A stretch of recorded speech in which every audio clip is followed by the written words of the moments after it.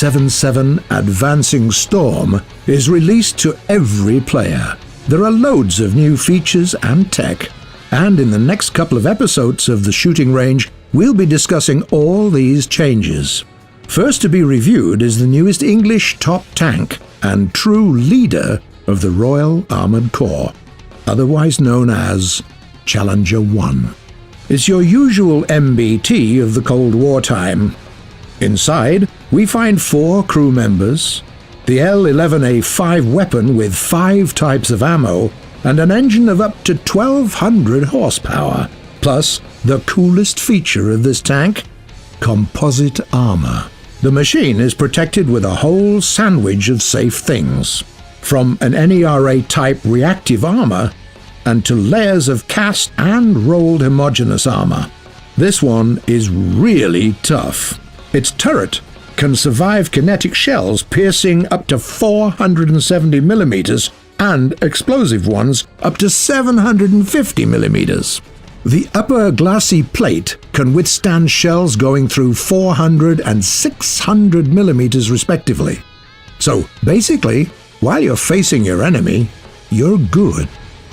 Your weak spots in this position are the sides and this driver hatch. Oh, and the lower glacis plate. It seems like the engineers had saved some money on its production. Okay, now what about the dynamics of this tank?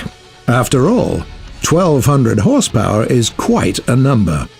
And it proves to be good.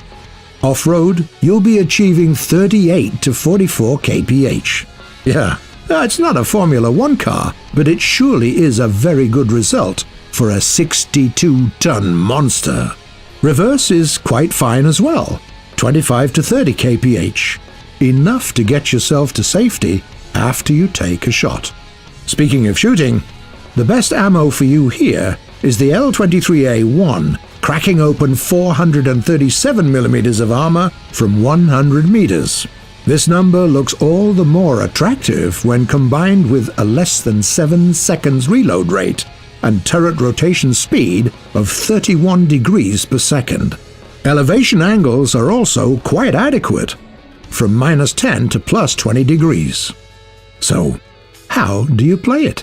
First, you have to deal with the fact that you won't be the first one to arrive at the capture point.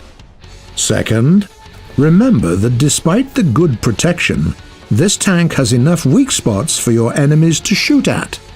You can engage into close combat, but make sure you don't show your sides and lower glacis plate to your opponents.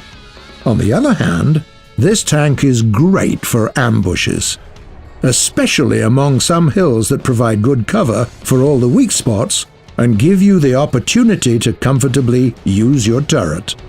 Take a key position on the way to a capture point or somewhere along a popular route, stick your turret out and wait for the targets to show up. You won't leave anybody without a 120mm present. And if things get hot, you can always use some smokes and, so to say, filer à l'anglaise, and then return and burn everybody to the ground.